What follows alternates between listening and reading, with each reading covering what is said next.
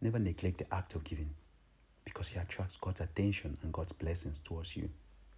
You see, sometimes it's not about how much you give to somebody. It's about the posture of your heart. It's about what you do with whatever thing God has put in your hands. You see, before God blesses us, He tests us with whatever thing He has given to us previously to see what we're going to do with. You see, God sometimes He prompts us through His Spirit to give something to someone.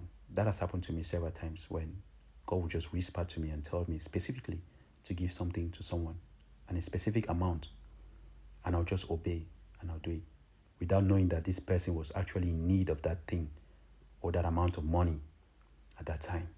And little did I know, if I had refused not to give it, if I refused not to listen to God, maybe that person would, maybe God would have used someone else and blesses that person. But God had to bless me through that act of giving. And there are times when I also needed something. I also needed a certain amount of money for business or for something else. And somebody would just come up from nowhere and bless me with a certain amount of money. Would just call me and tell me, hey, Brother Kluvet, I got this amount and God has put it in my heart to give you this amount of money from nowhere. So that is how God works. And this amount is usually like way more than whatever thing I've ever given to somebody.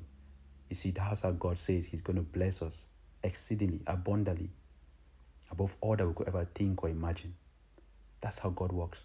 But you have to be awake and alert to the prompting of the Holy Spirit as how God will lead you. You act immediately. Do not wait. As soon as you hear the voice of God asking you to give, do not wait. Act immediately and you see the hand of God in your life. You see the blessings that God has in store for you. God bless you.